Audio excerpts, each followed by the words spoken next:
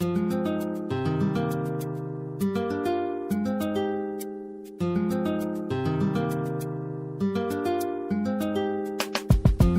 you're about to experience is one man's quest to see beyond the tumultuous period we're in and to envision what lies just beyond our grasp, yet well within our reach. Welcome to Larry Rifkin's America Trends, where the future has arrived, and it's just in time.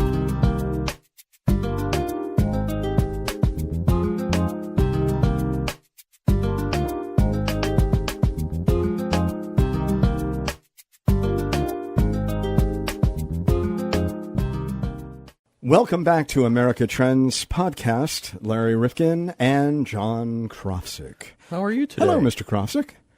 I'm all right. I've got to tell you, last night I had a wonderful opportunity to see what positive aging is really all about. Really. Positive aging, I like that. That sounds like one of your pledges. Yeah. Positive aging. He's taking me back to my public television days, pledging. John, you know the 800 number that I had in front of me all the time? Yes. And the MasterCard Indicia?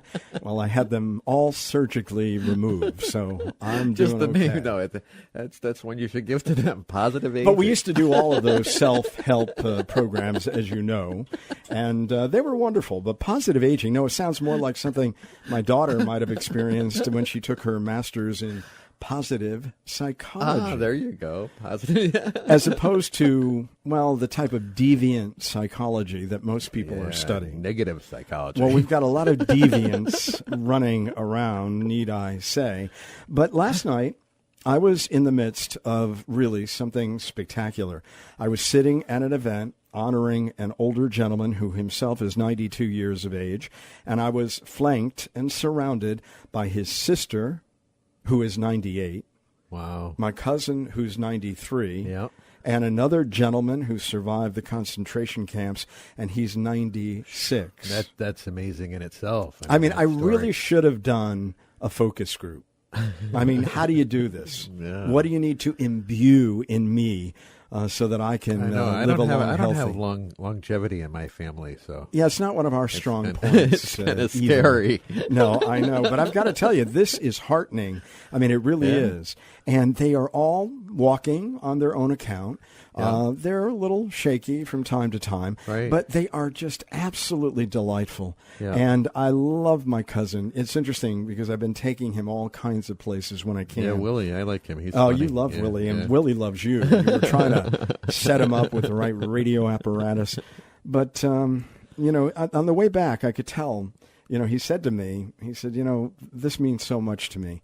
And it does, because I get him out for events. And I said to him, but Willie, it actually means more to me than it can ever mean to you, because I cling to that generation.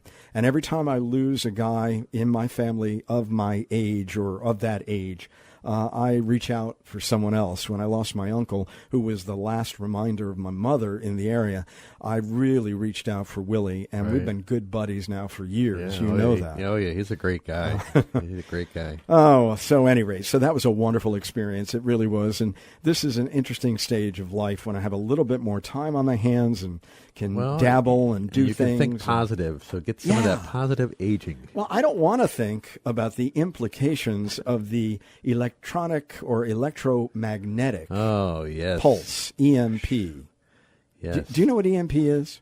Electromagnetic pulse. Yeah, but you're an engineer. I mean, John, these attacks in terms of the potential of one of them. Well, yeah. I mean, they could wipe out all our technology. I mean, it's really scary when it comes down to this. Well, look at Puerto Rico. We've done a lot of reporting on Puerto Rico. The minute you take down all the modern modes of communication, of heating and cooling, I mean, what do we become? Honestly, yeah, you wonder. Well, you think about this, and you think about nature. The sun could do this to us in a heartbeat. If we're in the right place and the sun lets go of one of its storms, they could wipe out all our satellites, all our technology in a heartbeat. Well, are you worried about, that or the EMPs? I mean, does that keep you up at night? Or, I mean, do you think about that? Do you imagine that that's really possible? Because everything in our lives is tethered to these things. I know. Well, you wonder what happens when you lose. There was. I'm holding up my phone, by the way. A few years back, we lost one of the satellites that I remember did all the credit cards and stuff, and people, were going to the pumps and they couldn't use their credit card, and they were kind of freaking out about that. So, I mean, you think about it, if everything was gone, what it would be like. I mean, well, how do we deal with this? I mean, we've become so over-reliant on all of these gizmos, on the digital age, on computers and chips and so forth. Have we vested too much in them? Well, I think we have. Plus, we haven't done anything. Our electric poles out there are still from 1950, a lot of that technology. So we haven't looked into improving it to a point where we could be somewhat protected from it. But how nervous, do people really get today? I'm thinking of this Equifax situation that we've got in the country, and virtually everyone or half of everyone has gotten hacked. And I don't see people running around panicking, saying, wait a minute, somebody could empty and drain out my life savings. Somebody could take my identity and begin running up a tab on me that would just floor me. Somebody can take title to my home. I don't see people panicked about it. No, and you're right. And that's odd, and look at Yahoo just came out, and I think they had billions. Right? I mean, just about everybody who had a Yahoo account has been hacked. I mean, so, but I guess it hasn't affected us really personally. I mean, it's been hacked, but we don't feel it yet. I mean, the people who are getting ripped off are feeling it, but it hasn't been the majority yet. So I think. Well, but maybe these guys just don't know what to do with it. But there has been a breach. Whatever firewall in our personal life. Let's face it. Anything we have online is they're reading it somewhere. Somebody's got it. Yeah, in the Kremlin. So what is it's it? It's always the Russians. The Russians.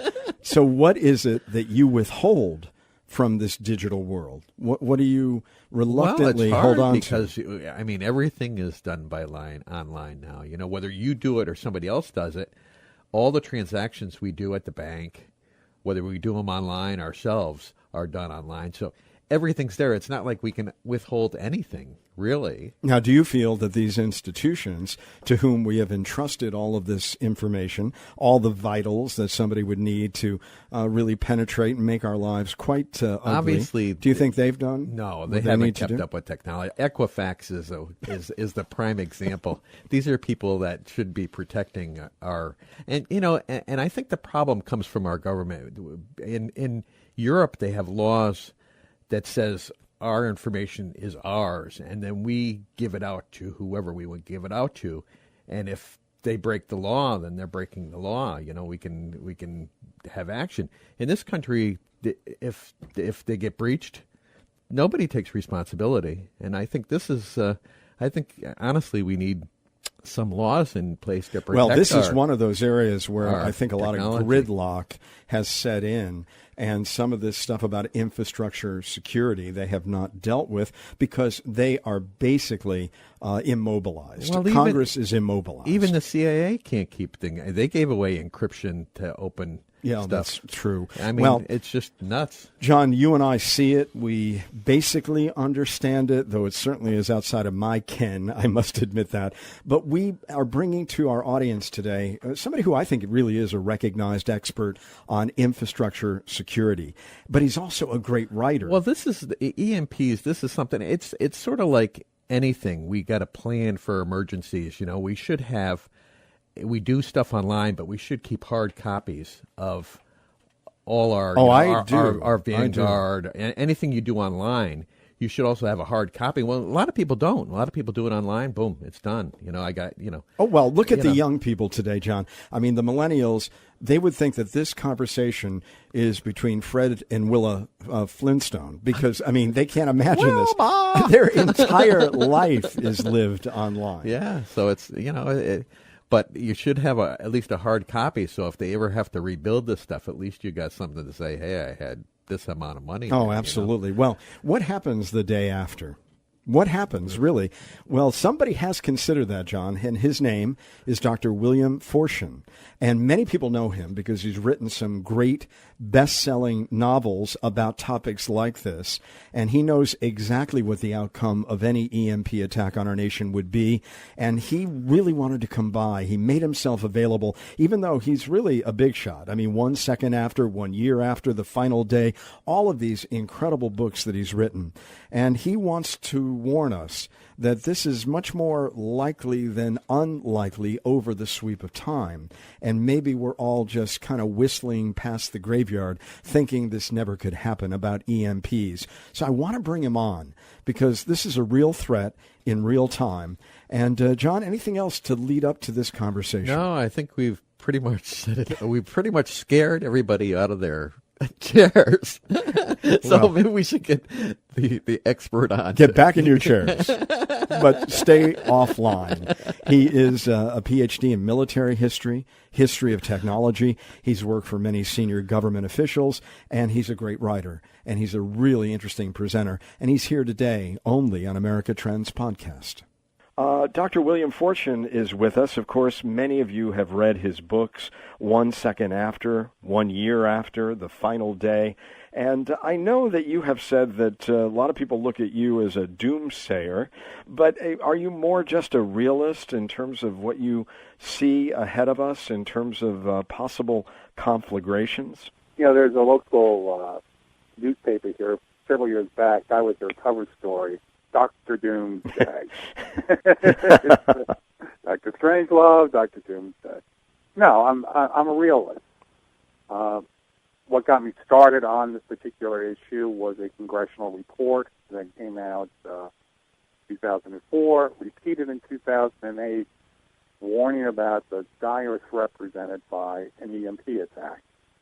And a member of that committee, Roscoe Bartlett, who I befriended, I got to know, he really laid it out. He said the problem is there's no constituency. There's no public awareness of what is an EMP. How does it work? Mm-hmm. Why is it such a threat that upwards of 90% of all Americans could perish?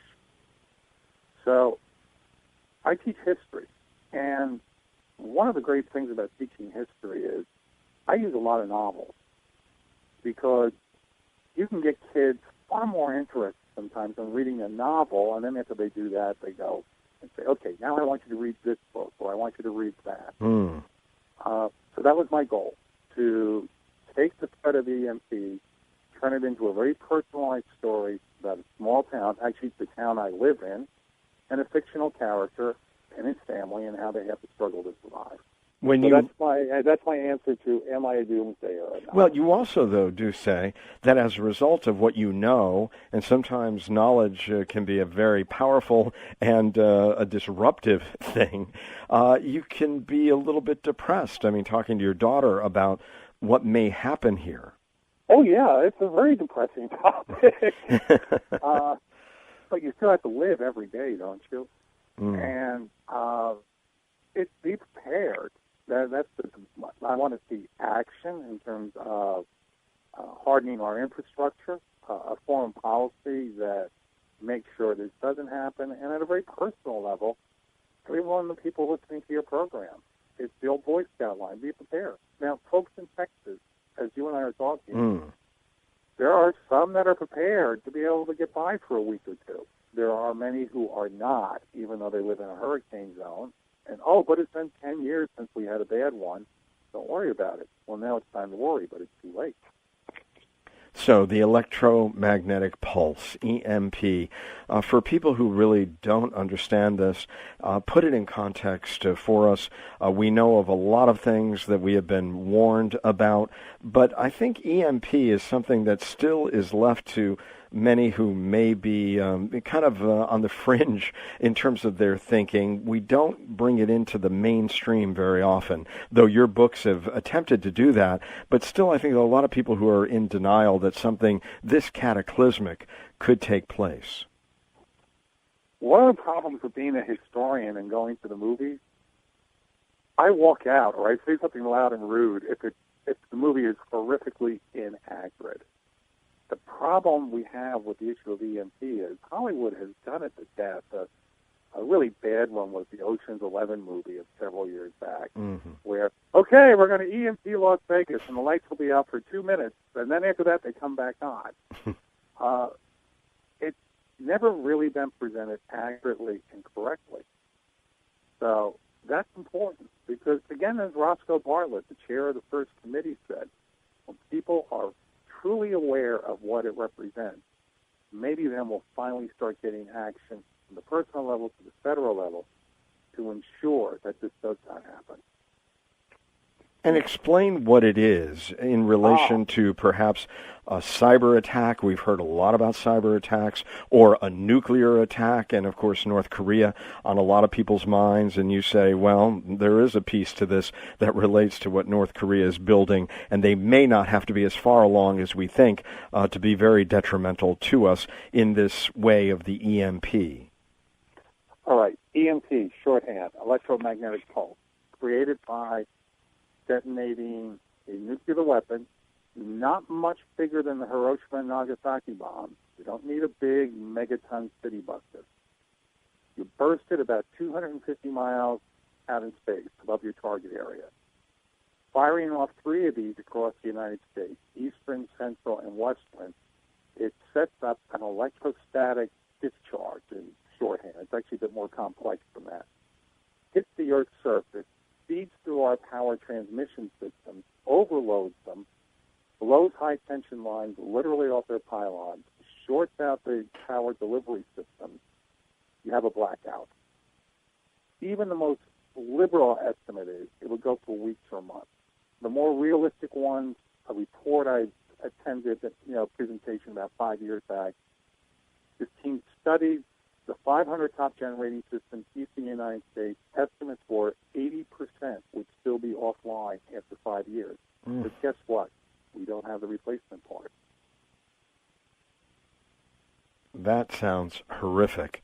Would a nation that attempted to use this, and you've got to explain to us who might be most likely to use a weapon like this, would they be looked upon as pariahs in the world community if, in fact, there wasn't a nuclear fallout per se, but a destruction of all things that made life tenable for us in these modern times? Well, remember the old line from Casablanca where the police officer said, round up the usual suspects? Okay, who are the usual suspects? North Korea, Iran. Both of them are surging with their nuclear programs. Defense Intelligence Agency only about 2-3 weeks back tripled the number of possible warheads, up to 60. They're testing the ICBM systems, and I get furious with pundits who say, well, they still haven't perfected re-entry shielding and guidance systems for a precision strike with an ICBM. You don't need those with an EMP jet. The warhead isn't going to re-enter. If you're 400 miles off course, it really doesn't matter. It will still have a horrific laydown. So the big ones, North Korea, Iran. How would the rest of the world react? Well, I've been the world's policeman for 75 years. There are quite a few nations that would love to see us knocked off or completely humbled, because the power avoids a vacuum. Nature does not want a vacuum. Other nations could move in to fill the power vacuum of this world. The whole paradigm then changes. And what would the likely response be from a nation like ours, which has so much power and capability, if in fact something like this happened to us? And what would the capabilities be left of the American state if in fact we all went into virtual darkness? All right, we'll go to my novel 1 second after. After, about 3/4 of the way through the book, somebody says, hey, there's been a report out that we essentially turned North Korea and most of Iran into glass, though I never actually say in the book who did it. And my main character says, yeah, but does that change anything here now? Is that going to bring our community back online? Is that going to bring back the millions of people who died?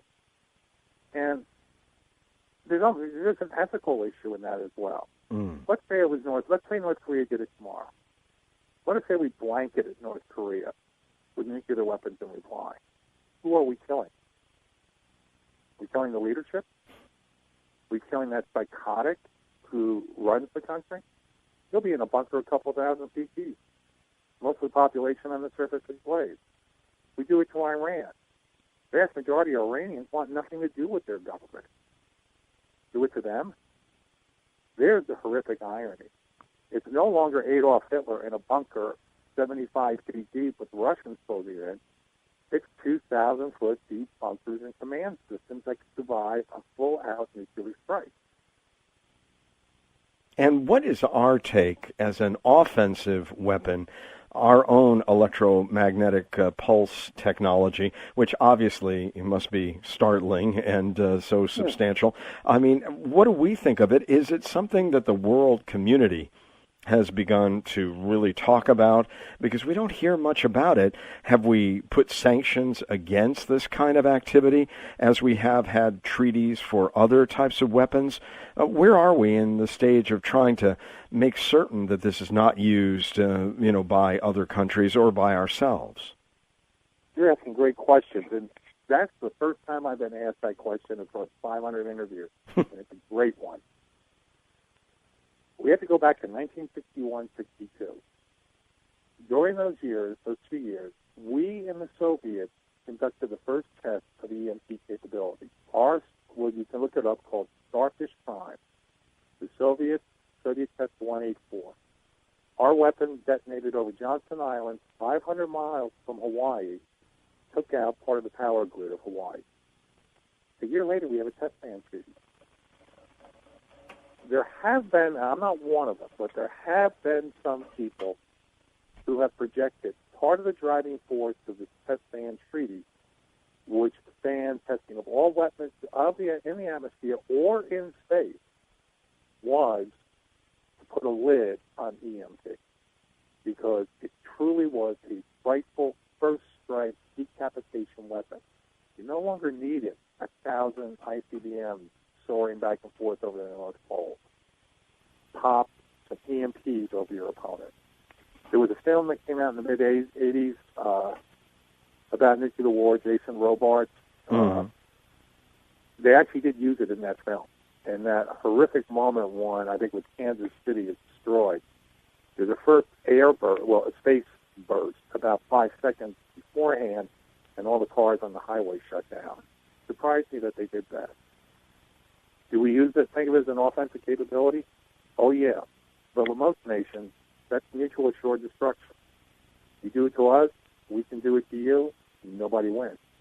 But that paradigm doesn't work with North Korea and Iran, or even handing their weapons off to some terrorist organization.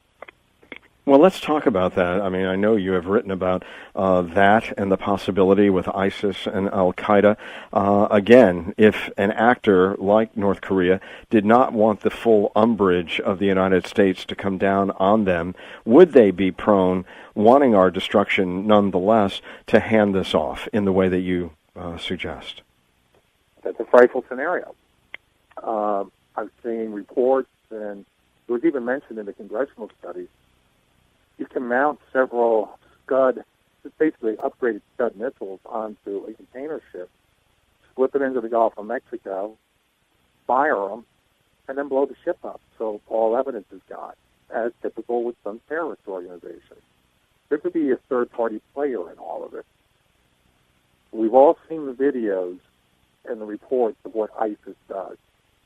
Imagine ISIS with several nuclear warheads and the capability to launch them. What do you think they would do? And so why has this, I hate to even broach this, but why has this not happened yet? From your lips to God's ear, thank God it has not yet happened. I felt a terrible sense of urgency getting the book out, and that was back in 2009. Now, are we living on borrowed time? I pray no, we're finally going to address this issue. And in the foreword to that book, I wrote at the end, I hope 30 years from now, my name is forgotten, and my daughter grew up living in peace. I don't have an answer as to why it has not happened yet. But you buy a house, and you say, no, I don't need fire insurance. $1,000 a year for a $250,000 house. You really want to live like that?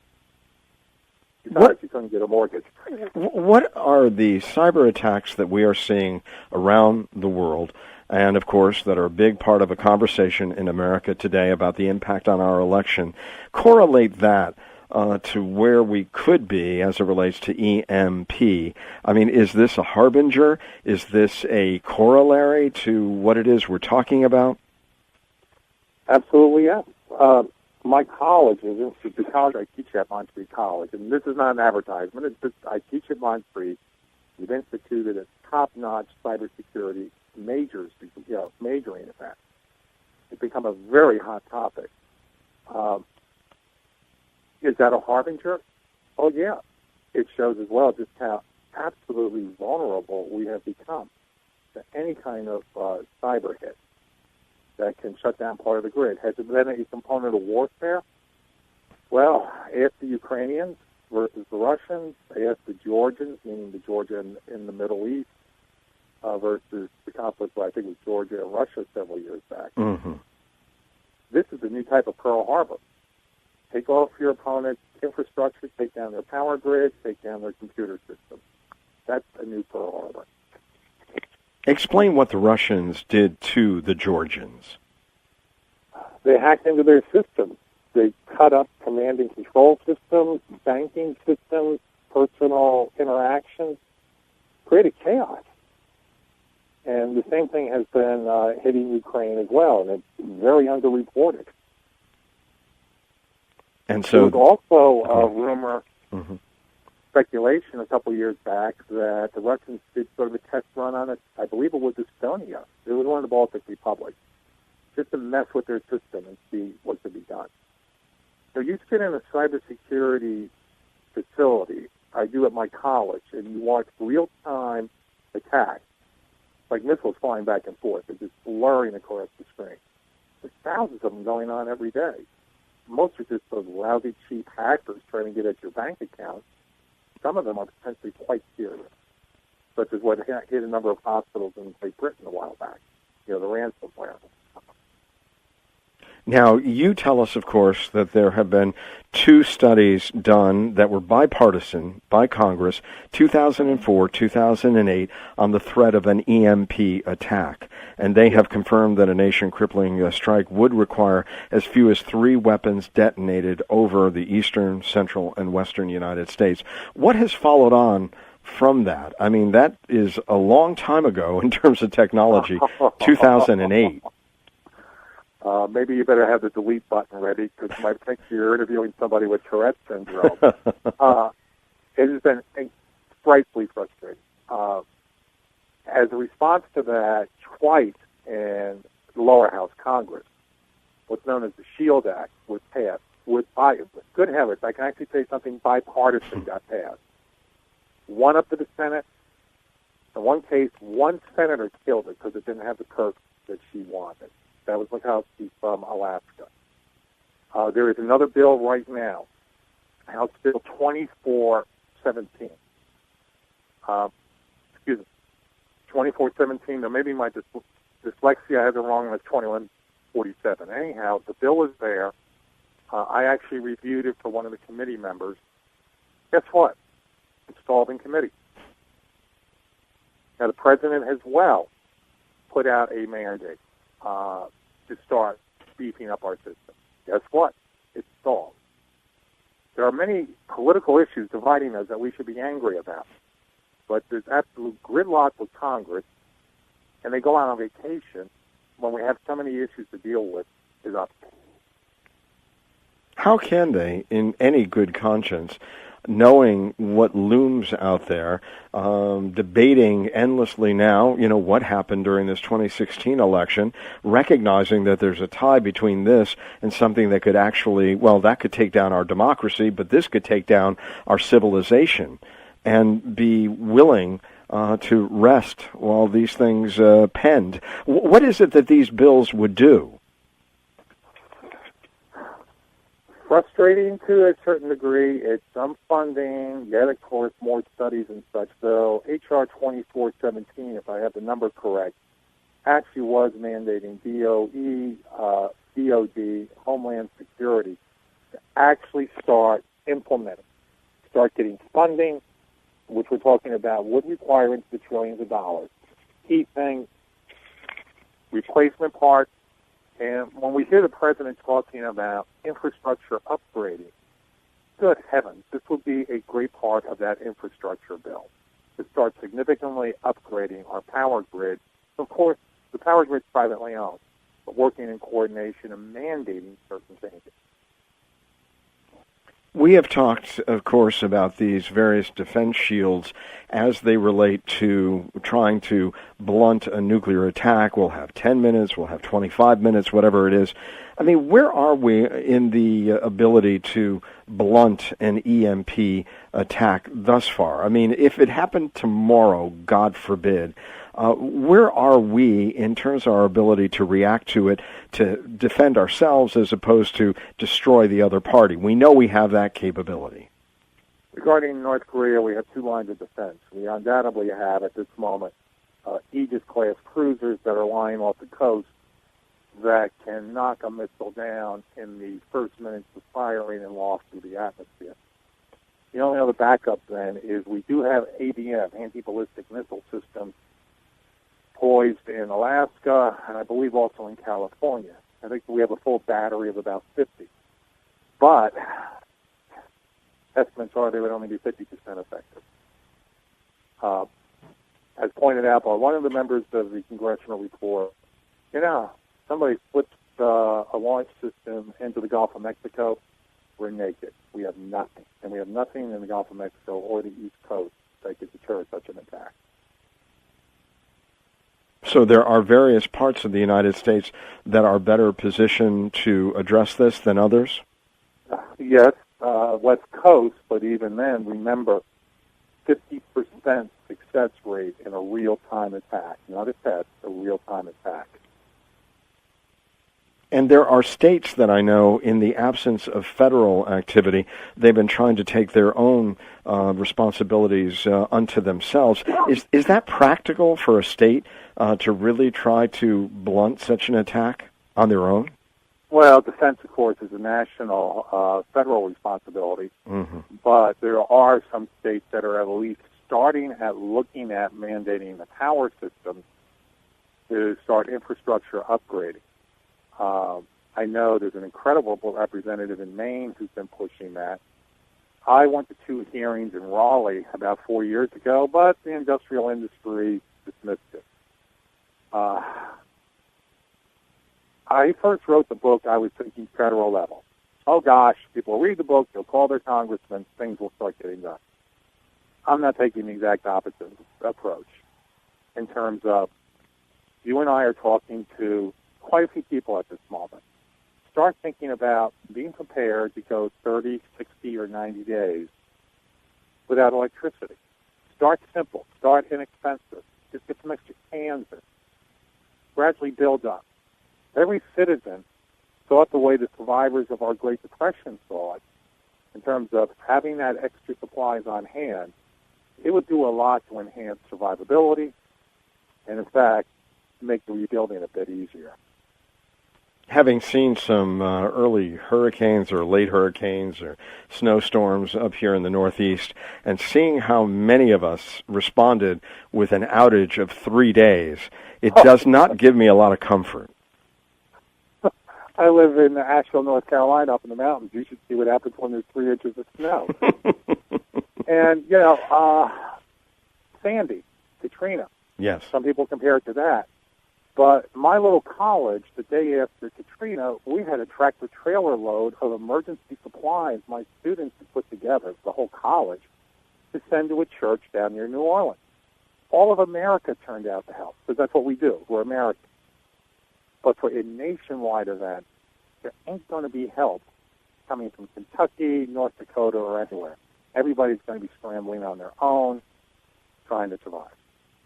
By the way, our producer, engineer, and great partner in this endeavor, America Trends, John Krofsik, has a question for you. Well, I have a question. Yes, With these ships colliding lately, with all this technology, do you think that's some type of EMP weapon that's possibly on some boat that's nearby, locking up the steering and whatever else on our ships? Yeah, I was just talking to somebody who's very savvy on military technology issues a couple of weeks back, and how the current administration, at least there are some people who are saying, we have to keep remembering we might be a military that will have to fight without computers. Remember 5-6 years ago they were ballyhooing the soldier of the year 2025, and the guy is just like a cyborg. Right. Yes. You hit him with an EMP, he's flesh and blood again, a very dangerous environment. Because it just seems kind of odd to me with all the technology we have and the anti-avoidance systems we can put in cars. How is it possible our boats are crashing? Well, let me ask you, would you get into a driverless car, put on blindfold, and go to Not sleep? me. Not me. Not me. Heck no. Especially in New Jersey at 5 in the afternoon. Or Boston. You get that fatal error. But to his point, I've got one of these cars that will stop if it senses something in front of you, and somebody wanted me to come close to a dumpster the other day, and the car would not let me go. So, I mean, we're developing some incredible technologies. So to John's point, is it possible the entire Pacific Fleet is under attack? Doubtful, but that scenario has been presented. The increasing drive with some of our more modern, the new ships coming off the construction, that they're very, very high tech. There can always be a glitch. There can always be human error. In the end, it's a human decision process that I still trust the most. Dr. Forstchen, when people think about this issue, and your name really is synonymous with getting us to think about this by using, fiction. 1 second after, 1 year after the final day, what book should people read if they really wanted to catch up to some of the concerns that you have? Oh, gosh. I wish I could remember the gentleman's name. I just talked to him this morning. He had a book come out last week. I feel like an idiot for not remembering it because it's getting very good reviews. He was on Hannity last week. Maybe Google up Hannity EMP author. The other one I really like is Ted Koppel's Lights Out. Very good analysis of how the technology can be destroyed. So beyond that, definitely go to the congressional reports. They might be slightly dry reading, but they're loaded with facts. You can Google them up simply by notice, Google, get on the computer, all of that. That's part of our lives. While we can. While we can. And just Google up Congressional Report EMP 2004-2008. Department of Energy put out an eye-opener for me a couple of years ago about infrastructure vulnerability, where I learned that the average component in our electrical infrastructure is 40 years old. And also that statistic of only 15% replacement parts made in the United States. The information's out there. Novels are a great way to get the personal touch, and then this whole history teacher here says, okay, then go out and get the real stuff and read that as well. All right. Well, your books, of course, have to be included. 1 second after, 1 year after, and the final day. In closing, I mean, what would a man like yourself, as knowledgeable as you are, a recognized expert on infrastructure, security, military history, I mean, you've got such an incredible background to really express yourself on this issue. I mean, what would not surprise you in the next 10 years? I mean, is there something as, difficult as it is to tell us, is there something that you would not be surprised, or would you be surprised that we're not facing at least something like an EMP attack? Would that surprise you more than if we did suffer one? Well, you remember about right as the Cold War ended, there was that famous article that came out saying the end of history. Mm-hmm. And there was the peace dividend, and as we hit the 21st century, we're all going to eat granola and sing Give Peace a Chance. We're not seeing that in 2017, are we? Nothing. I'm a historian. To be optimistic, there are moments when humanity can really reach to the greatest heights of goodness. But there's also some very dark people out there. Nothing would surprise me at this point. Though I pray that 30 years from now I'm forgotten and it never happened. But you remember the old line, trust in the Lord to keep your powder dry. And with the exponential development of technologies that are often wonderful technologies when used for noble purposes, and the most destructive things we've ever been able to do to kill ourselves over 10,000 times, I mean, with all that technology, doesn't that just accelerate the potential here? Yes, it does. I believe it was Jack Kennedy. It was either Eisenhower or Jack Kennedy commented more than once about the decision-making process of war used to be a factor of months, weeks, and then days. Now it's down to 20 minutes. Once the ICBM came along, go, no-go is 20 minutes. And Jack Kennedy had a good comment that the thing he feared the most was not war by calculation, but war by madness or miscalculation. Well, I think when we talk about, the stability of our leadership and other leaders, that's what people are talking about, that potential for miscalculation. Yes. Yes. Well, I thank you so much for being with us today on AmericaTrendsPodcast.com. Chilling, but you're giving us something really important to think about. And we thank you for sharing it with our listeners. Thanks for taking the time. Thanks for getting a very good message. And this has been one of the best interviews I've had in a very long time. Oh, thank you very much. Thank you so much. If you like this episode, please leave us a kind rating or review. I'm on my hands and knees. Please do it on iTunes, because your review is really critical for us to continue providing this podcast. And John, I know that iTunes looks at this. They want to make certain that we have some rankings, some visibility, and that we're getting some traffic, and then they give you better positioning. Absolutely. And this way it'll put us in the forefront so you can find us much easier on your iPhone or Android, whatever you may be using. And they may even send you out an alert. So please, if you can, don't miss a single episode of America Trends Podcast. And, John, they can subscribe on iTunes or Stitcher.com. And also subscribe on our website. Oh, absolutely. We send out a little blurb, and we can also take your emails there at newsletter@rifkinradio.com. That's another way to get us. And we do not sell or share our lists. No spamming, nothing. Well, I don't know. Does anybody want our lists? I don't know, but we don't do it. Good question. Even if they asked us. Nobody's asked us. But. Right. And when you do subscribe, let us know on Facebook and Twitter. We're getting very active on Facebook and Twitter. Our handle on both platforms, and John, this is really easy, @Trends Podcast. That's it. That's real easy. You like that? Did you get that? I got that. Okay. I'm going to have to check it out now. I'm going to have to twit it. We want to thank you, of course, personally for subscribing. And we also would like to get some of your ideas and questions for future episodes of America Trends Podcast. And that's important, too, because we're all over the map. Our interest editorially in the future, John, has no bounds. But we want to know what it is that you'd like to hear from us. If there was a segment that you'd like to see us follow up on, or if there's something in depth that you'd like us to deal with, please let us know that, too. We're looking at the future. There's so much we can look at. Yeah, and the topics that we've dealt with, I mean, we have gotten such incredible guests over the recent period, but they're only going to come to us if they know we've got an engaged and interactive audience. Absolutely. So it's really important that you become part of this podcast in so many different ways that we're sharing with you today. You're absolutely right. We need your support and your help and your reviews. And your ideas. And ideas. Or questions on Facebook and Twitter. And by the way, you can direct message us @Trends Podcast or using the hashtag Trends Podcast. You can also add an email address if you have a public one that you'd like us to give out. Yeah, good. Hey, and you know what?